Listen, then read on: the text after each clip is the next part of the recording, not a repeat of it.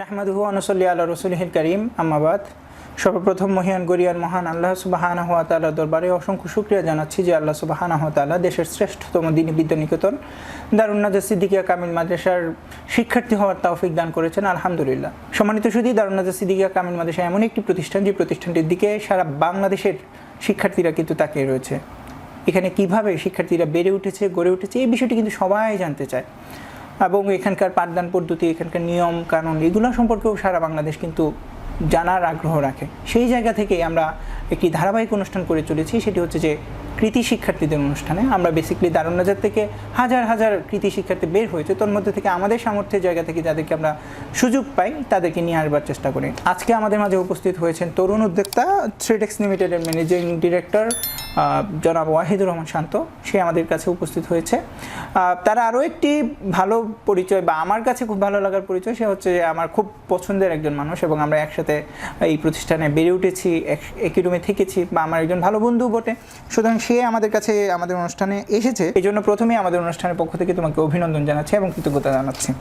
ধন্যবাদ। আসসালামু আলাইকুম। আসলে দারুন নাজাত থেকে 2013 সালে দাখিল পরীক্ষা দেওয়ার পর চলে যাই, এরপর সরকারি বিজ্ঞান কলেজ, এরপর ইউনিভার্সিটি লেভেল। তো তারপরেও দারুন নাজাতের একটা এনভায়রনমেন্ট, দারুন নাজাতের যাদের সাথে উঠা বসা হচ্ছে আগে থেকেই, তাদের সাথে কন্টিনিউ যোগাযোগ রাখা, তাদের সাথে উঠা বসা এখনও হচ্ছে। তো সব কিছু মিলে মনে হচ্ছে যে কেমন জানি একটা দারুন নাজাতের গুন্ডির মধ্যে এখনও আছি।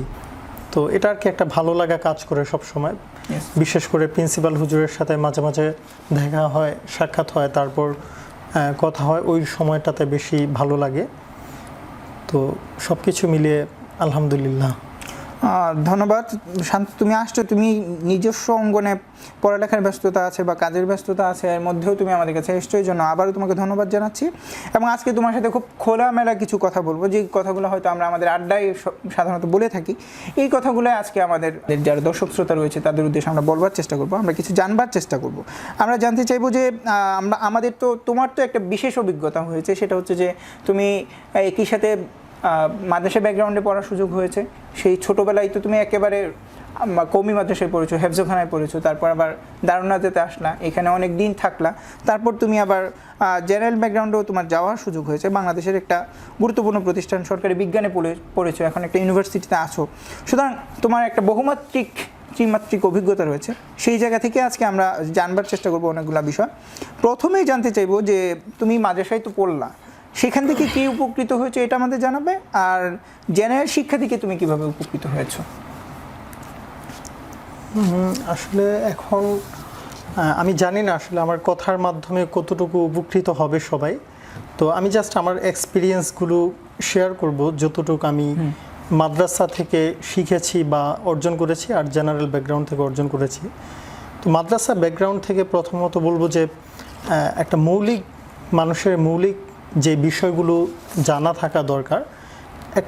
সে একটা কর্মসংস্থানে যাচ্ছে বা একটা এনভায়রনমেন্টে যাচ্ছে, সেই এনভায়রনমেন্টের মধ্যে কোন জিনিসটা বৈধ, কোন জিনিসটা অবৈধ, কোন জিনিসটা হালাল হারাম ইসলামিক বিবেচনায়, সেই জিনিসগুলো অর্জন করার তৌফিক হয়েছে। আর বিশেষ করে এগুলো বলতে গেলে তো হালাল হারামের ব্যাপার বলতে গেলে অনেক কিছু অর্জন করা হয়েছে, সেইভাবে সব কিছু মানা হয়নি, বাট অনেক কিছু জানা হয়েছে। আর সবচেয়ে বেশি যদি একটু পার্শিয়ালি বলি যে এইসব শিক্ষার ছাড়াও যেই বেসিক যেই জিনিসগুলো অর্জন হয়েছে, সেটা হচ্ছে যে বিনয়, মানুষের সাথে কথা বলার যে একটা পদ্ধতি, কিভাবে কথা বললে সে কষ্ট পাবে, কিভাবে কথা বললে কষ্ট পাবে না। আমার কেমন জানি মনে হয় যে এগুলো আমাকে মানে মাদ্রাসা থেকেই শিখিয়ে দেওয়া হয়েছে, এই এনভায়রনমেন্টটা থেকে আমি শিখে গিয়েছি, এরকম মানে মনে হয়। তো এটা হচ্ছে যে মাদ্রাসা ব্যাকগ্রাউন্ড থেকে আমার শিক্ষা অর্জন। আর জেনারেল ব্যাকগ্রাউন্ড থেকে শিক্ষা অর্জন বলতে গেলে আসলে কর্মসংস্থানে এখন যে একটা কর্পোরেট লাইফ লিড করছি, বা একটা কোম্পানি যেটা আমরা চেষ্টা করছি একটা তরুণ উদ্যোক্তা হিসেবে এটাকে এগিয়ে নিয়ে যাওয়ার জন্য, তো জেনারেল ব্যাকগ্রাউন্ডের শিক্ষাটা ওই ক্ষেত্রে বেশি কাজে দিচ্ছে। তো দুইটার কম্বিনেশন মিলে আলহামদুলিল্লাহ ভালো একটা নলেজ, যেটা আমার অ্যাপ্লিকেশন করার সুযোগ হচ্ছে। গুড। ধন্যবাদ শান্ত, তুমি অনেক সুন্দর করে বললে যে প্রিয় সুধী, আমরাও এই বিষয়টি মাথায় রাখতে চাই যে আসলে বিশেষ করে আমরা যখন আলিয়া শিক্ষা ব্যবস্থার সাথে জড়িত হব, সেখান থেকে কিন্তু সব ধরনের শিক্ষায় নিজেকে জড়িয়ে নেওয়ার সুযোগটি থাকে। আপনি আলিয়ায় আলেম পর্যন্ত পড়াশোনা করলেন, তারপর আপনি ইউনিভার্সিটি লেভেলে চলে যেতে পারলেন, অথবা দাখিল পর্যন্ত পড়াশোনা করলেন, আপনি ইন্টারমিডিয়েট লেভেলটা আপনি কলেজে পড়লেন, এটা হতে পারে। এই সুযোগটা কিন্তু আলিয়া শিক্ষা ব্যবস্থাতেই আছে। এবং এই দুইয়ের সমন্বিত শিক্ষা ব্যবস্থা যদি আপনার মধ্যে থাকে, তাহলে আপনার চিন্তার জায়গাটি কিন্তু অনেক বেশি প্রসারিত হবে, অনেক বেশি বড় হবে। তখন আপনি একটি বাস্তবিক সিদ্ধান্ত নিতে কিন্তু আপনার সুবিধা হবে। যখন আপনি কর্মযোগ্যে চলে যাবেন, বাংলাদেশ তো একটা হিউজ কান্ট্রি এবং এখানে সব ধরনের মানুষ থাকে, সব ধরনের মানুষের সাথে কানেক্ট হওয়া, তাদের মতিগতি বুঝে তাদের সাথে কাজ করে, এটা আপনার সুযোগ হবে। একচেটিয়া এক রোখা কোনো চিন্তা আপনি করবেন না। আর শান্ত যেই কাজটি করছে সেইখানে তো তোমার অনেকের সাথে তোমার কাজ করতে হচ্ছে, সুতরাং সেই জায়গায় তোমার এই দুইটা শিক্ষা কিন্তু তোমাকে অনেক বেশি সাপোর্ট দিচ্ছে মানুষের সাথে কাজ করতে। জি জি, এটা অবশ্যই। এখন আমি তোমার কাছে জানতে চাইবো যে মাদ্রাসা শিক্ষায় পড়েছো, এখানকার অনেক বিষয় আছে যে বিষয়গুলোকে ডেভেলপ করা প্রয়োজন তুমি বোধ করো, বা জেনারেল শিক্ষার্থীদের মধ্যেও অনেক কিছু আছে যেগুলো ডেভেলপ করা প্রয়োজন। কোন বিষয়গুলো আসলে মাদ্রাসার শিক্ষার্থীদের ডেভেলপ করার ব্যাপার বলতে গেলে, মাদ্রাসায় শিক্ষা করা অবস্থারত একটা শিক্ষার্থী তার যে একটা উদ্যোক্তার প্রবণতাটা, সেই জিনিসটাকে জাগিয়ে তোলার মনোভাব, এটা কেমন জানি নিতে চায় না বা অর্জন হয় না। বা আমারও মনে হয়েছে যে মাদ্রাসার পড়া অবস্থায় আমার কাছে যখন একটা এই এনভায়রনমেন্টটায় ছিলাম, মানে তখন আমি আসলে বুঝতে পারিনি যে আমি কতটুকু কি করব বা কতটুকু কি করতে পারবো। এখন আমার অনেক কিছু মনে হচ্ছে যে না, আমার অনেক কিছু করতে পারবো বা করার সুযোগ আছে, এরকম অনেক কিছু মনে হয়। তো আমি আসলে বলবো যে মাদ্রাসার শিক্ষার্থীদের এই জিনিসটার দিকে ডেভেলপ করা উচিত, কর্মমুখী শিক্ষা। ইভেন মানে তার সেই লক্ষ্যটা অনেকেই করতেছে এখন আলহামদুলিল্লাহ, আর সেই লক্ষ্যটা অনেক বড় হওয়া উচিত। যেমন আমি একটা ইন্ডাস্ট্রি করব, এই টাইপের একটা মেন্টালিটি, যেটা আমি মাদ্রাসার শিক্ষার্থীদের মধ্যে খুব কম, অনেক রেয়ার আর কি এটা দেখা যায়। তো সেই দিক থেকে আবার যেই জেনারেল শিক্ষার্থীদের, ওদের এই জিনিসটা অনেক বেশি গ্রো আপ করা থাকে। তো এই জিনিসটা অনেক বেশি ডেভেলপ করা উচিত। আর আমি এটা বিশ্বাস করি যে মাদ্রাসার শিক্ষার্থীরাই পারে, ইভেন ওদের মধ্যে সেই যোগ্যতাটা আছে, কিন্তু সেই যোগ্যতাটা তারা নিজেরা এটাকে অনুভব করে না। তারা যখন অন্য একটা ফিল্ডে যায় তখন তারা এটাকে ফিল করে বা এটাকে অ্যাপ্লিকেশন করার ট্রাই করে, অ্যাপ্লিকেশনে আনার ট্রাই করে। এই হচ্ছে ব্যাপার মাদ্রাসার শিক্ষার্থীদের ব্যাপারে। আর জেনারেল শিক্ষার্থীদের ডেভেলপ করার ব্যাপারটা বলতে গেলে আসলে অনেক মৌলিক ব্যাপার থাকে। যেমন আমরা যেহেতু ইসলামিক ব্যাকগ্রাউন্ডের বা জেনারেল শিক্ষার্থীদের মধ্যে থেকে তো অনেক ব্যাকগ্রাউন্ডেরই থাকে, কিন্তু মৌলিক যে ব্যাপারগুলো, এই ব্যাপারগুলোকে বেশি হাইলাইট করা উচিত। যেমন জেনারেল শিক্ষায় সুদ ভিত্তিক যেই ব্যবসা পরিচালনা, যার কারণে আমাদের দেশের ব্যবসা বাণিজ্য সব কিছুর মধ্যে একটা সুদ জড়িত, সুদের ব্যাপার আর কি জড়িত হয়ে যায়। এটা সব ব্যবসায় জড়িত না, অনেক ব্যবসা আছে যেগুলোর সাথে সুদ জড়িত। তো আমার মনে হয় যে ওইখানে যদি মৌলিক শিক্ষাগুলো থাকতো, যে শিক্ষাগুলো সমাজ ব্যবস্থাপনার জন্য বা ইসলামিক দৃষ্টিকোণ থেকে সমাজ ব্যবস্থাপনা গড়ে তোলার জন্য কার্যকরী, সেগুলো থাকলে সুদ ভিত্তিক বিজনেস, তারপর হচ্ছে এই ব্যাপারগুলো আর কি রিডিউস করা যেত। তো ওই জিনিসগুলো আর কি ডেভেলপ করা উচিত জেনারেল শিক্ষার্থীদের। ধন্যবাদ শান্ত। আসলে তোমার কথা থেকে আমি যেটা বুঝলাম, মনে হয় আমাদের জানার জায়গাটিকে আরও বৃদ্ধি করতে হবে। যারা আমরা মাদ্রাসা ব্যাকগ্রাউন্ডে আছি তাদের আসলে আরও বেশি জানার চেষ্টা করতে হবে। যে তুমি যে বললা যে মাদ্রাসার ছাত্রদের যেহেতু তাকওয়া আছে, তাদের ভিতরে আল্লাহর ভীতি আছে, আল্লাহ রাসূল সাল্লাল্লাহু আলাইহি সাল্লাম সম্পর্কে, তার জীবনাচরণ সম্পর্কে ধারণা আছে, সুতরাং তারা যখন এই বিষয়গুলো জেনে একটা কাজে যাবে, তখন স্বাভাবিকভাবেই তাদের জায়গায় সফলতাটা অর্জন করা অনেক বেশি সহজতর। কিন্তু তাদের এই জিনিসটা জানতে হবে যে না, আমার ওই জায়গাগুলোতে আমার পক্ষে যাওয়া সম্ভব এবং সেই কাজগুলো আমার পক্ষে করা সম্ভব। এই জানার জায়গাটি বৃদ্ধি করতে হবে। আবার জেনারেল শিক্ষার্থীদের যারা আছে তারাও এই যে ধর্মীয় ব্যাপারগুলোকে এক পেশিয়ে রেখে, এটা মাটির তলের জিনিস বা এটা আমাদের জন্য না, এটা যারা ওই মাদ্রাসা ব্যাকগ্রাউন্ডে আছে তাদেরই বিষয়। এই যে একটা তাদের মানসিকতা, এই মানসিকতার জায়গা থেকে তাদেরও বেরিয়ে আসা উচিত জি জি। যে আমি জেনারেল ব্যাকগ্রাউন্ডের হলেও আমি একজন মুসলিম হিসাবে আমাকেও দিনী শিক্ষায় শিক্ষিত হতে হবে। এমনকি আমরা তো এই মাদ্রাসা শিক্ষা, স্কুল কলেজ এগুলো তো কিছুদিন হলো আবিষ্কৃত হয়েছে, এর আগে কিন্তু সবাই মানুষের কাছে যেয়ে শিখছে। সুতরাং আমরা মাদ্রাসা শিক্ষার্থীরাও আমাদের বন্ধুবান্ধব বলি, আমাদের এখন তো ইউটিউব আছে, বিভিন্ন মাধ্যম আছে, আমরা তাদের সম্পর্কে জানতে পারি। আর জেনারেল অঙ্গনে যারা আছে তারাও কিন্তু দিন সম্পর্কে জানতে পারে, জানা একটা সুযোগ আছে। এই দুটো দিক আমাদের সবাইকে খেয়াল রাখা দরকার। এখন তোমার কাছে জানতে চাইবো যে মাদ্রাসায় আমরা যেটিকে তাকরার বলে থাকি, সেটাই তো জেনারেল ব্যাকগ্রাউন্ডে সেটাই হচ্ছে গ্রুপ স্টাডি। আমরা ছোটোবেলায় আমরা ক্লাসে তাকরার করেছি, যখন টিচার চলে যেত তখন আমরা যারা ক্লাস ক্যাপ্টেন ছিলাম তখন আমরা ছাত্রদেরকে ওই বিষয়গুলো নিয়ে আমরা চর্চা করতাম, ওইটাই তাকরার ছিল। বা আমরা যখন হলে ছিলাম তোমাকেও দেখছি যে ছাত্রদের সাথে একসাথে ওই নাহু সরফের কায়দা শেয়ার করতেছো, বা বিভিন্ন সরফের যে নিয়ম কানুনগুলো আছে এগুলো ছাত্রবাদের সাথে শেয়ার করছো, আমি এগুলো দেখতাম, তুমি সুন্দরভাবে এগুলা বুঝাইতা, এই গ্রুপ স্টাডিটা হতো। কিন্তু জেনারেল ব্যাকগ্রাউন্ডে সেখানে যেহেতু কো এডুকেশনটা আছে, সেখানে এক ধরনের ভিন্ন ধরনের একটা অবস্থার সৃষ্টি হয়। এখন আমি তোমার কাছে জানতে চাইবো যে এই যে গ্রুপ স্টাডিটা আসলে এইটার গুরুত্বটা কি, এটার ফলাফলটা কি, আর মাদ্রাসায় তো একভাবে হচ্ছে, জেনারেল শিক্ষায় কীভাবে হচ্ছে বা সেখানে কিভাবে হওয়া উচিত বলে তুমি মনে করো? গ্রুপ স্টাডিটা আসলে অনেক প্রয়োজন, এটা একটা ম্যান্ডেটরি ব্যাপার যে এটা দরকার। মাদ্রাসায় যখন ছিলাম গ্রুপ স্টাডিটা যেভাবে একটা গ্রুপ ভিত্তিক করে করা হতো, জেনারেল ব্যাকগ্রাউন্ডে সেমভাবে একটা গ্রুপ ভিত্তিক করে একটা গ্রুপ স্টাডি করা হয়। আবার এটাকে যদি আমি কর্মসংস্থানেও বলি, যে কোনো একটা কাজের ক্ষেত্রে একটা গ্রুপ ভিত্তিক কিন্তু একটা কাজকে পরিচালনা করা হয়, টিম ভিত্তিক আর কি। তো গ্রুপ স্টাডি বা গ্রুপ ভিত্তিক কাজ এটা ডেফিনেটলি প্রয়োজন। কিন্তু মাদ্রাসা ব্যাকগ্রাউন্ডে যে একটা পরিবেশ, এই পরিবেশটা জেনারেল ব্যাকগ্রাউন্ডে সব অঙ্গনে কিন্তু নেই। সব অঙ্গনে নেই বলতে, যেখানে কম্বাইন্ড একটা সিস্টেম থাকে, সেখানে মেয়ে ছেলে সবাই একসাথে একটা গ্রুপ স্টাডির ব্যবস্থাপনা থাকে। হয়তো এটা অনেকের কাছে লাইটলি নেওয়া হয় বা ওদের পরিবেশটাই হচ্ছে লাইটলি নেওয়ার, যেটা আমার দৃষ্টিতে বা ইসলামিক দৃষ্টিতে এটা লাইটলি নেওয়ার কোনো ব্যাপার না। আর এর থেকে একটা ছেলে মেয়ে একটা পরিবেশ এটা একসাথে মিশে যাওয়া, এই জিনিসটা খুব ইজি একটা ব্যাপার ওইখানে, যেটা আমার মনে হয় যে অনেক সতর্ক থাকা উচিত। আর এই সিস্টেমটাকে আরও ডেভেলপ করা উচিত, যে সেপারেশন সিস্টেম। আলহামদুলিল্লাহ অনেক জায়গা আছে এই সেপারেশন সিস্টেমটা, যেমন অনেক কলেজ আছে যেগুলো মেয়েদের শিফট আলাদা হয়, ছেলেদের শিফট আলাদা হয়। আবার অনেক ইউনিভার্সিটিও আছে, মেয়েদের ইউনিভার্সিটি আলাদা, ছেলেদের ইউনিভার্সিটি আলাদা। আবার একই প্রতিষ্ঠানের মধ্যে তাদের শিফটটা ভিন্ন হয়। তো এটা হইলে কিন্তু কোনো সমস্যা নেই গ্রুপ স্টাডিটা। কিন্তু সমস্যা হচ্ছে যদি কম্বাইন্ড হয়, একসাথেই ক্লাস হয়, একসাথে গ্রুপ স্টাডি হয়, সেখান থেকে অনেক পরিবেশটাকে ইসলামিক যেই একটা রুলস রেগুলেশন ওইটার মধ্যে থাকে না ওই পরিবেশটা। প্রিয়সুদীপ অনেক সুন্দর করেই কিন্তু আমাদের শান্ত বলেছে যে আসলে আমাদের গ্রুপ স্টাডিটা কেমন করে হওয়া উচিত।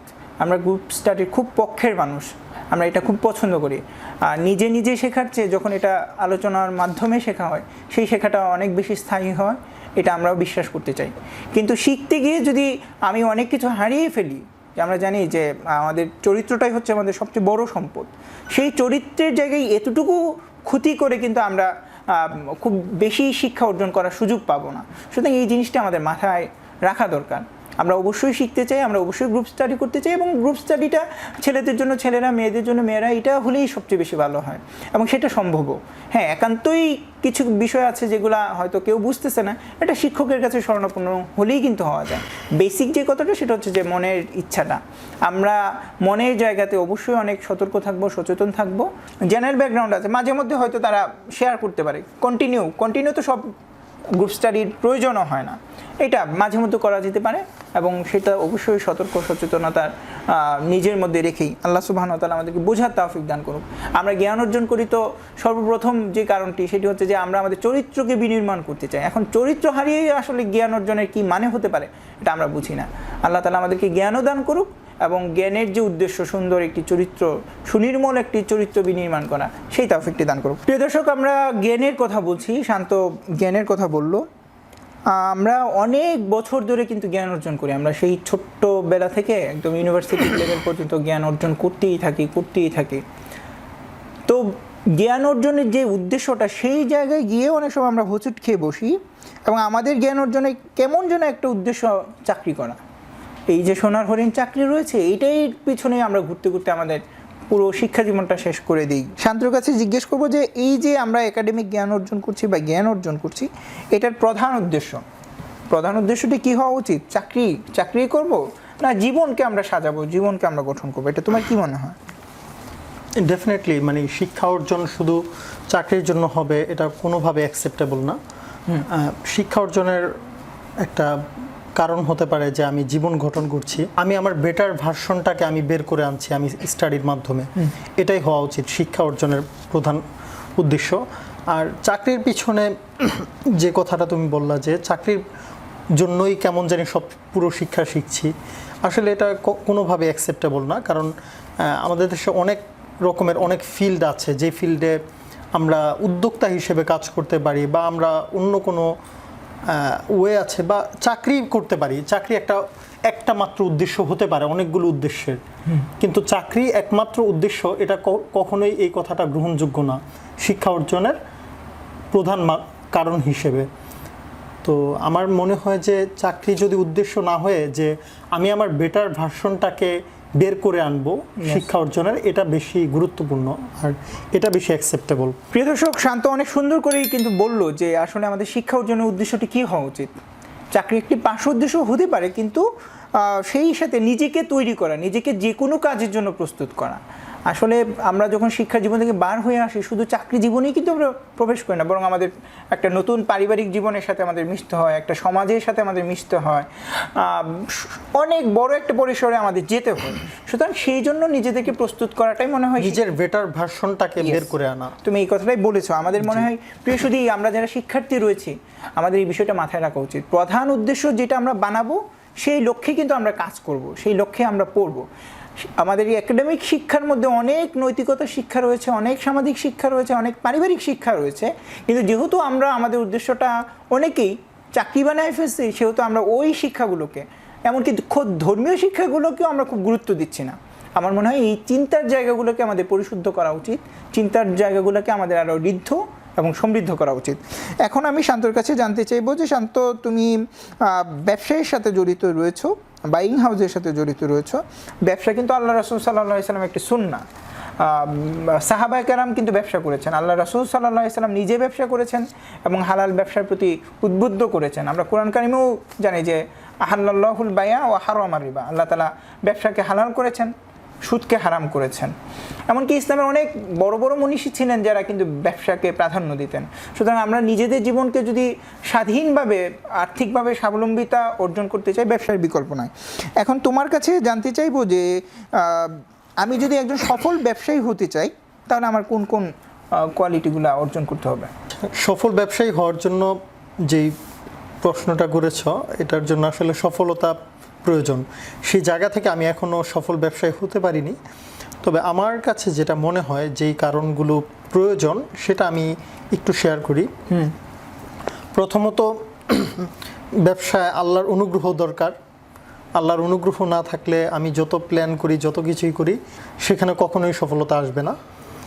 এটা হচ্ছে প্রথম কারণ। আর দ্বিতীয়তে আমি বলবো যে ব্যবসা সফল হওয়ার জন্য ব্যবসা শুরুর আগে কিছু জরুরি ব্যাপার আর ব্যবসা শুরুর পরে কিছু জরুরি ব্যাপার থাকা দরকার। তো ব্যবসা শুরুর আগে যে জিনিসটা থাকা দরকার, আমি কি বিজনেসটা করব সেই ব্যাপারে প্রপার নলেজটা থাকা, সেই বিজনেসটা কিভাবে হবে কিভাবে না হবে প্রপার নলেজটা থাকা, সেই সম্পর্কে স্টাডি করা, এটা হচ্ছে একদম ফার্স্টের একটা বিজনেস করার আগের প্রয়োজনীয় একটা বস্তু বলতে পারো। আর ব্যবসা শুধু স্টাডি করেই বা সেটার প্ল্যান করেই সব কিছু হয় না, সেটা থেকে কিছু ফিল্ড এক্সপিরিয়েন্স নিতে হয়।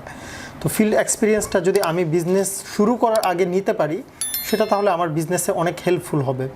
তারপর হচ্ছে একটা প্রপার প্ল্যান করা, বিজনেসের একটা লক্ষ্য করা, উদ্দেশ্য করা, যে আমি কোন জায়গা থেকে স্টার্ট করব, কোথায় গিয়ে থামবো।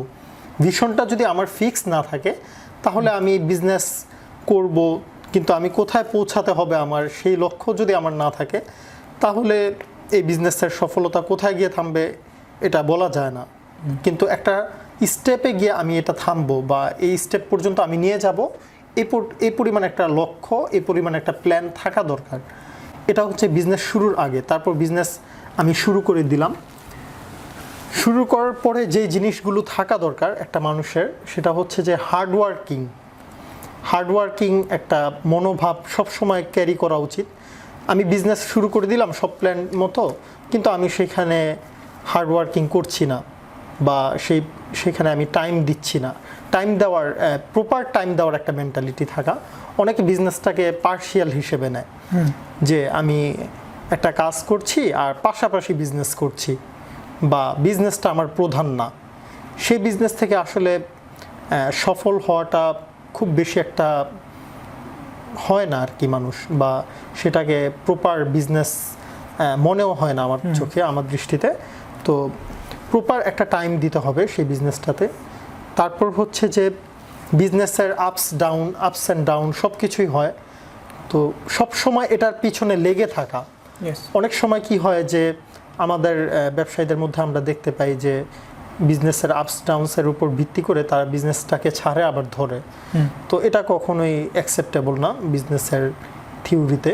তো আমার মনে হয় যে কোনো খারাপ সিচুয়েশন হোক আর ভালো সিচুয়েশন হোক, আমি সবসময় ফিল্ডে থাকবো। ফিল্ডে থাকলে আমার রান আসবেই। আর যদি আমি ফিল্ড ছেড়ে উঠে যাই, তাহলে তো আমি আউট হয়ে গেলাম, তখন আর রান আসার কোনো পসিবিলিটিই নেই। তো এই ছিল আমার বিজনেস সম্পর্কে আইডিয়া। না, গুড, তুমি অনেক সুন্দর করে কথা বলেছো। প্রিয় সুধীর, আমরা যদি বিজনেসের এই বিষয়গুলো মাথায় রাখি, তাহলে কিন্তু আসলে আমাদের এই জায়গাটাতে সফল হওয়া খুব সহজ। শুধু বিজনেস না, শান্ত যে কথাগুলো বলছে যে আঁকড়ে থাকা, লেগে থাকা, জুড়ে থাকা, এটা শুধু বিজনেস না। আমরা যে অঙ্গনে কাজ করতে চাই সেই অঙ্গনে যদি এভাবে হার্ডওয়ার্কিং থাকি, তারপর আমরা যদি লেগে থাকার মানসিকতায় থাকি, তাহলে অবশ্যই আমরা ওইখানে সফল হব, এতে কোনো সন্দেহ নাই। আমাদের ঘাবড়ে যাওয়ার সুযোগ নাই। আপস অ্যান্ড ডাউন সব জায়গাতেই আছে, এটা আমাদের মাথায় রাখতে হবে। ব্যবসার ক্ষেত্রে শান্ত যে কথাগুলো বলেছে সবগুলাই আমার কাছে খুব গুরুত্বপূর্ণ লেগেছে। আমি একটু যোগ করতে চাই যে যারা সফল, শান্ত অবশ্য স্টাডির কথা বলেছে, সেই ক্ষেত্রে আমরা যারা সফল ব্যবসায়ী ছিলেন, তাদের জীবনাচরণ তারা কিভাবে হয়েছে না হয়েছে, এই বিষয়টা আমরা জানতে পারি। সফল ব্যবসায়ীদের জীবনবোধ, জীবন পদ্ধতি, জীবন আচরণ, এইগুলা সম্পর্কে আমরা ধারণা রাখতে পারি। আর একটা হচ্ছে আমাদের পরামর্শের জায়গাটাতে আসা উচিত। আমরা অনেক সময় পরামর্শ করতে চাই না। আমাদের হাতে কিছু টাকা আছে, অনেক টাকা আছে, সুতরাং আমরা ব্যবসা শুরু করে দিই। কারোর সাথে যে পরামর্শ নেওয়া দরকার আছে, সিনিয়রদের সাথে বা যারা এই জায়গায় অভিজ্ঞ রয়েছে, তাদের সাথে যে আমাদের পরামর্শটা নিতে হবে, সেটা কিন্তু আমরা জানি না। সুতরাং আমরা পরামর্শের জায়গাতে আসবো। আর শান্ত অবশ্যই আল্লাহর অনুগ্রহের কথা বলেছে, এটা তো সর্বাগ্রে আমাদের মাথায় রাখাই উচিত। এখন শান্তর কাছে জিজ্ঞেস করব যে, শান্ত, বাংলাদেশে আলহামদুলিল্লাহ অনেক ব্যবসায়ী আছেন যারা সফল হয়েছেন, আবার অনেক ব্যবসায়ী আছেন যারা বারে বারে হোঁচট খাচ্ছেন, এবং আমার জানা মতে এমনও অনেক ব্যবসায়ী আমি দেখেছি যে এই ব্যবসায়ীগুলার অনেক ইনভেস্টমেন্ট ছিল, কিন্তু তারা সেই ইনভেস্টমেন্টগুলো কাজে লাগাতে পারেনি এবং অনেককে দেখেছি পথে ফকির হয়ে গেছে। এই ধরনের অবস্থা আমি দেখেছি। এই যে ব্যবসায়ীরা একেবারে শূন্যের কোঠায় চলে যায় বা তাদের এই যে অবনতি, এইগুলা কেন হয় এবং এই জায়গাগুলো থেকে আমরা কিভাবে আমাদের ব্যবসায় বের হয়ে আসতে পারে আর কি? প্রথমত আমি এখানে যোগ করব যে একটা কমিটমেন্টের ভ্যালু দেওয়া। একটা বিজনেস পারসন যখন একটা কমিটমেন্ট বলবে, একটা কমিটমেন্ট দিবে, সেই কমিটমেন্টটা রাখতে পারলেই সে দিবে, আদারওয়াইজ সে দিবে না। আর সেটার কোনো একটা সম্ভাবনা থেকে দিবে, এরকম যেন না হয় যে আমি যেটা মুখ দিয়ে আমার বের হয়েছে আমি এটা রাখবই বাই এনি চান্স। এরকম একটা মেন্টালিটি গ্রো আপ করা উচিত। আমার মনে হয় যে আমরা যদি দেখি সফল ব্যবসায়ী যারা আছেন, ওনাদের দিকে দেখলে আমি একটু যোগ করি যে আমার এক আঙ্কেলকে আমি দেখেছি যে উনি একদিনকে বলছিল যে একটা কথা বলে ফেলছিল, তো ওই কথা বলার পরে উনি বলতেছে আমি কি এটা বলেছিলাম, এখন সেইটা করতে গেলে তার একটা লস হয়, কিন্তু সে সেটাকে করবে যেহেতু সে এটা বলে ফেলছে। তো এটা হচ্ছে কি, তার কাছে তার কমিটমেন্টের ভ্যালুটা আছে। তো এরকম যদি আমরা সবাই নিজেদের কমিটমেন্টের ভ্যালুটা রাখতে পারি, একটা বিজনেস পারসন তার সফলতার জায়গাগুলো অনেকটা স্ট্রং হয়ে যায়। এটা প্রথম কথা। তারপর হচ্ছে যে কমিউনিকেশন, যে আমি যখন বিজনেসে আছি তখন আমি আমার মন মতো কমিউনিকেশন একটা মানুষের সাথে করব, কমিউনিকেট করব একটা মানুষের সাথে, সেটা হবে না। আমার সবসময় আমার এনভায়রনমেন্টটাকে বুঝতে হবে যে আমার এনভায়রনমেন্ট কী ডিমান্ড করছে আমার কাছ থেকে, কখন আমার কাছ থেকে কমিউনিকেশনটা প্রয়োজন। আমার ক্লায়েন্ট ভিত্তিক বিজনেসের ক্ষেত্রে আমার ক্লায়েন্টের সাথে কমিউনিকেশন করা, আমার যদি সার্ভিস ভিত্তিক বিজনেস হয় তাহলে আমার সার্ভিসের ব্যাপারে কমিউনিকেট করা, আমি যেন সবসময় কমিউনিকেশনের উপর স্ট্রং থাকতে পারি, এই ব্যাপারটা ম্যান্ডেটরি। তারপর হচ্ছে আরেকটা ব্যাপার যে বিজনেস পার্সনদের আরেকটা জিনিস দেখেছি যে যখন তারা তাদের বিজনেসের একটা সাকসেস দেখতে পাচ্ছে না বা একটা পর্যায়ে তারা সামলে উঠতে পারছে না, তখন তারা তাদের ইথিক্স থেকে বের হয়ে যায়, বের হয়ে গিয়ে তারা ভিন্ন পন্থা অবলম্বন করে। আমরা যদি এটা দেখি তাহলে দেখতে পাই অনেক ব্যবসায়ী আছেন যারা অনেক কোটি কোটি টাকা লোন করে বা এই অনেক টাকা বিভিন্নভাবে নিয়ে সেটাকে কিছু টাকা লস করে কিছু টাকা নিয়ে তারা পালিয়ে যায়। হ্যাঁ, এটা প্রায় যদি আমি বলি যে যতটা ফিল্ড দেখেছি প্রত্যেকটা ফিল্ডের মধ্যে এরকম কিছু না কিছু ব্যক্তিদেরকে দেখেছি। তার মানে কি, সে তার ইথিক্স থেকে বের হয়ে গেল। এটা কখনো একটা বিজনেস পার্সনের আচরণ হতে পারে না। তো বিজনেস পার্সনের আচরণ হবে যে সে তার ফিল্ডে থাকবে, সে শেষ অবধি লড়ে যাবে। তো এই ব্যাপারগুলো আমার কাছে মনে হয় যে এনশিওর করা উচিত একটা বিজনেস পার্সনের। প্রিয় সুধী, আমাদের শান্ত যে কথাগুলো বলেছে অবশ্যই গুরুত্বপূর্ণ। আমরা অনেকেই উদ্যোক্তা হওয়ার স্বপ্ন দেখি, আমরা অনেকে ব্যবসায়ী হওয়ার স্বপ্ন দেখি, কিন্তু স্বপ্ন দেখার সাথে সাথে সেই স্বপ্নের পথে কিন্তু আমাদের হাঁটতে হবে, আমাদের জানতে হবে এবং আরও বেশি করে জানতে হবে। আমরা এখান থেকে হয়তো যে কথাগুলো বলছি অল্প করে বলছি, এগুলো আরও বিশদভাবে আমাদের জানার সুযোগ রয়েছে। আমরা নিজেরা চিন্তা জায়গায় চলে যাব এবং আমরা অবশ্যই ব্যবসার ক্ষেত্রে সততা অনেক বড় একটা জিনিস।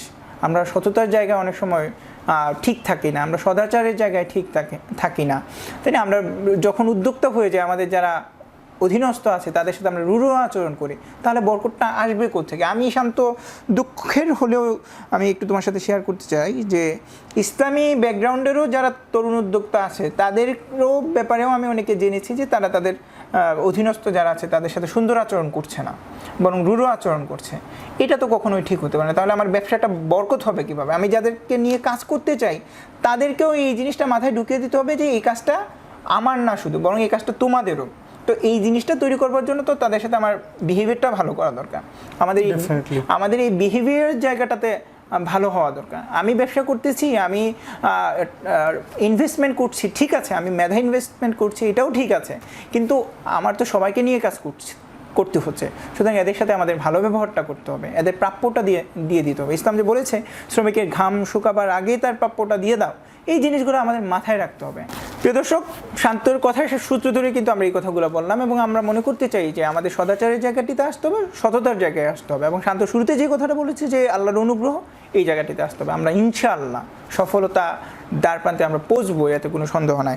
এখন শান্তর কাছে জানতে চাইবো, যেহেতু ব্যবসার বিষয়টার সাথে অর্থ বিষয়টা জড়িত এবং অনেক ব্যবসায়ী দেখা গেছে যে সফলতার তো আসলে কোনো নির্দিষ্ট সীমারেখা নাই, মানুষ যত সফল হয় আরও বেশি সফল হতে চায়, যত অর্থ উপার্জন করে আরও বেশি তার অর্থের প্রয়োজন হয়। তোমার কাছে জানতে চাইবো যে একটা সুখকর জীবন আমরা যদি গঠন করতে চাই তাহলে আসলে কত টাকার প্রয়োজন রয়েছে বলে তুমি মনে করো? আর এই টাকাই কি সব সুখের চাবিকাঠি কিনা? তুমি কি মনে করো আসলে সুখটা কিসে?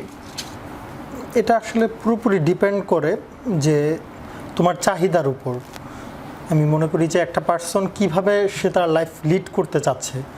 যদি একটা মানুষ মনে করে যে আমি একজন বড় ব্যবসায়ীকে যদি আমি উদাহরণ দিয়ে বলি, তাহলে একজন বড় ব্যবসায়ী তার জীবনের যত ইনকাম আছে সেই ইনকামের 5%ও সে ভোগ করতে পারে না যদি সে সঠিক পন্থায় একটা জীবনযাপন করে। তার স্ত্রী, সন্তান, তারপর পরিবার পরিজন সবাইকে নিয়ে সুখে থাকার জন্য একটা লিমিটেশন আছে কিন্তু অ্যামাউন্টের। সেই লিমিটেশনের বাহিরে কিন্তু তুমি চাইলেই একটা কিছু করতে পারবে না। তোমার 3 বেলা খাবার, তারপর যত চাহিদা ফিল আপ হোক, প্রত্যেকটা চাহিদার পিছনে একটা লিমিটেশন আছে। তো আমার মনে হয় যে সব কিছু ঠিক রেখে যদি আমি এনশিওর করতে যাই, তাহলে হচ্ছে যে আমার একটা নির্দিষ্ট লিমিটেশনের মধ্যে থেকেই আমি সফল বা সুখী হতে পারি। এর বাহিরে আর কিছু মনে হয় না। সুখ আসলে কিসে? আমার মনে হয় আমি যদি সব কিছু ঠিক রেখে সামনের দিকে এগিয়ে যেতে পারি, এটার মধ্যেই সুখ। যেমন ব্যালেন্সিং করা, আমি ইনকাম করছি, সেই জিনিসটার মধ্যে আমার যেমন ঠিকঠাকভাবে হচ্ছে, আমার পরিবার পরিজনকেও আমি টাইম দিচ্ছি, তারপর আমি আল্লাহর দেওয়া বিধানগুলোকে আমি মান্য করছি, সব কিছুকে আমি একটা ব্যালেন্স পর্যায়ে রেখে সামনের দিকে এগিয়ে যাচ্ছি, এই জিনিসটার মধ্যে সবচেয়ে সুখ। শুধু টাকা ইনকাম করার মধ্যে আমার মনে হয় না যে কোনো সুখ আছে। প্রিয় দর্শক, অসাধারণ একটি উত্তর পেয়েছি এবং আমার কাছে খুব ভালো লেগেছে। এই যে একটা ব্যালেন্স লাইফ লিডের কথা আমাদের শান্ত বলেছে, এটা চমৎকার একটা উত্তর দিয়েছে এবং আমি নিজে এখান থেকে উপকৃত হচ্ছি, আমি এটা মনে করছি বা আমি অনুপ্রাণিত বোধ করছি। আমাদের সব কিছুতে যদি আমরা ব্যালেন্স নিয়ে আসতে পারি তাহলেই মনে হয় আমরা সুখে আছি। পৃথিবীতে যে যেখানটাতেই আছে সেখানে কিন্তু দুঃখ কষ্ট সব কিছুই কিন্তু আছে, কিন্তু সেই জায়গাতেও যদি আমরা ব্যালেন্স করে চলতে পারি, শান্ত ধর্মের কথা বলেছে, পরিবারের কথা বলেছে, সমাজের কথা বলেছে, তাই না? প্রত্যেক জায়গায় যদি আমি একটা ব্যালেন্স করতে পারি, সুন্দর একটা ব্যালেন্স নিয়ে আসতে পারি, তাহলে কিন্তু আমরা সুখী হয়ে উঠতে পারবো। আর সুখের ব্যাপারটা তো আসলে মনের সাথে জড়িত, তাই না? আপনি মানসিকভাবে যদি মনে করেন যে না আমি সুখে আছি, অনেক কিছুর মধ্যেও অনেকের থেকেও আমি ভালো আছি, তাহলে আপনি সুখে আছেন। কিন্তু আপনি যদি মনে করেন না যে আমার চেয়ে তো অনেক অনেক মানুষ আছে যারা অনেক ভালো আছে, তাহলে কিন্তু আপনি সুখে থাকতে পারবেন না। প্রিয়সুধী, আমরা শান্তর কথা থেকে অনুপ্রাণিত হতে চাই এবং আমরা বিশ্বাস করতে চাই যে আমরা ব্যালেন্সিং একটি জীবন আমরা গঠন করব এবং আমরা নিজেদের মনের কাছে সুখটা ছেড়ে দিব। দিন শেষে যদি আমি বেঁচে থাকি, সুস্থ থাকি, আমি যদি কাজ করতে পারি, আমি যদি কর্মক্ষম থাকি, অসুস্থ না থাকি, এটাই তো সুখের জন্য যথেষ্ট। আমরা সুখটাকে অনেক বড় ব্যাখ্যার জায়গায় নিয়ে যাই, তখন আমরা আর সুখ পাই না। আসলে অল্পের মধ্যেই যে সুখ, অল্পে তুষ্টি থাকা আমাদের মনে সেটি অর্জন করতে হবে।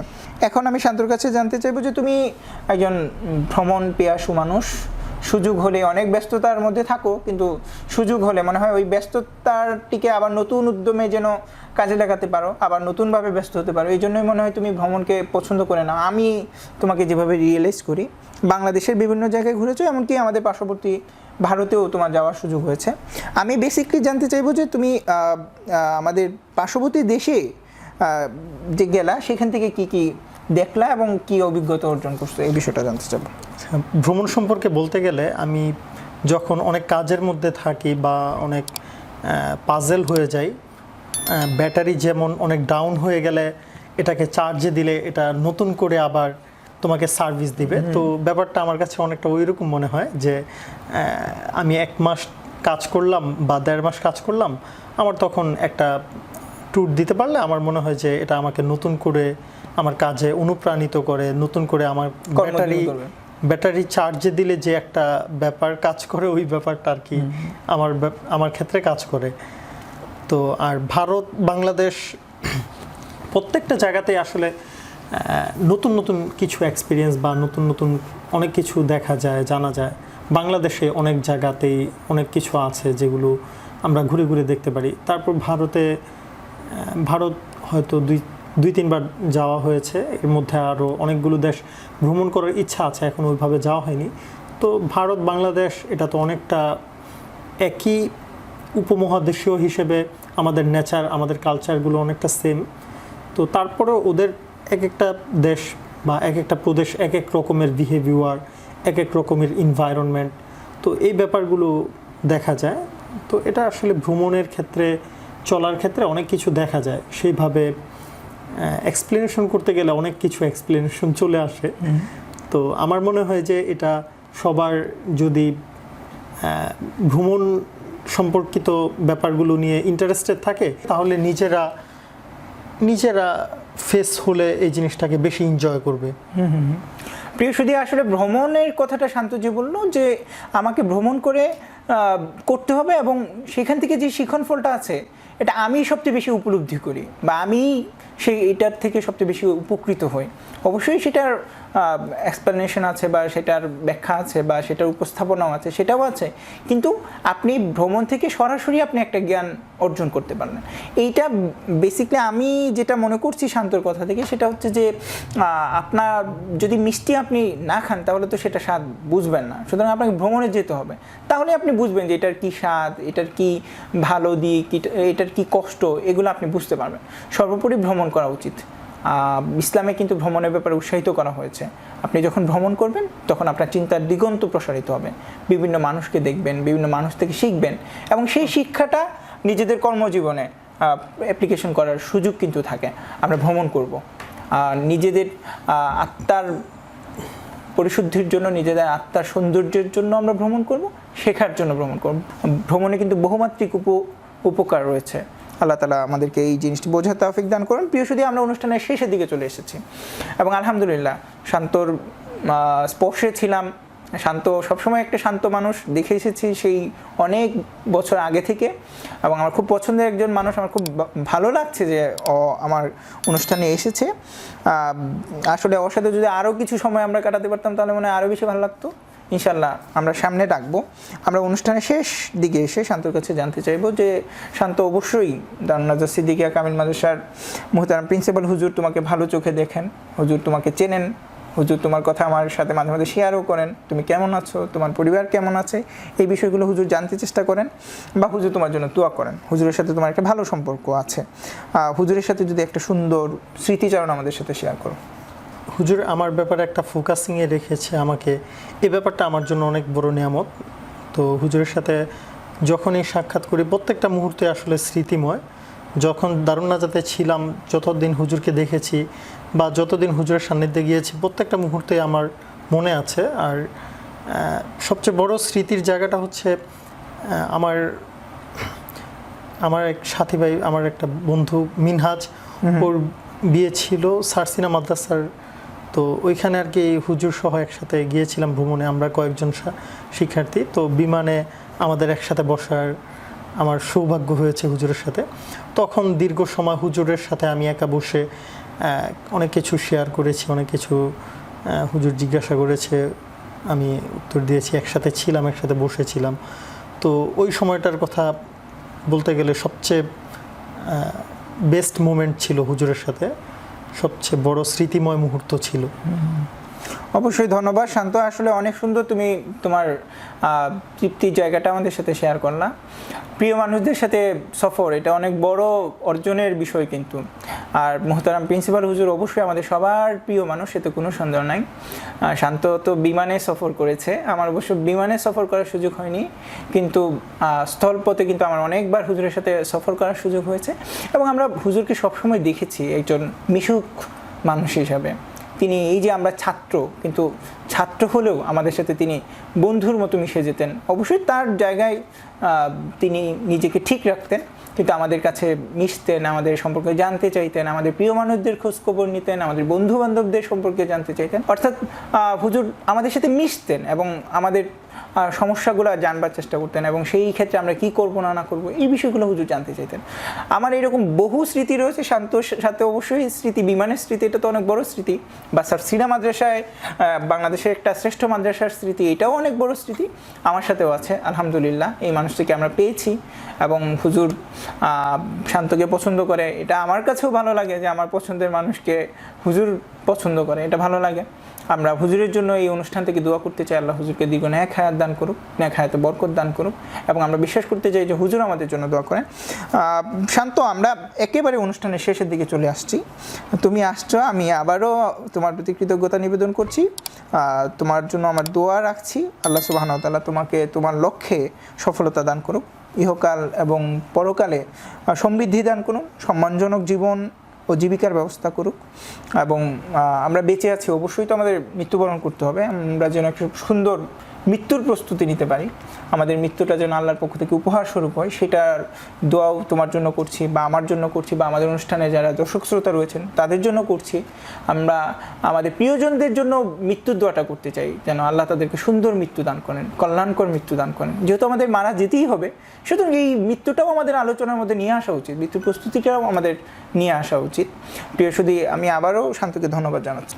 আমি অনেক কৃতজ্ঞ বোধ করছি, তুমি আমাকে তোমার এই কৃতি শিক্ষার্থীদের সাথে প্রোগ্রামে এনেছো, এজন্য তোমার প্রতি অনেক কৃতজ্ঞ বোধ করছি।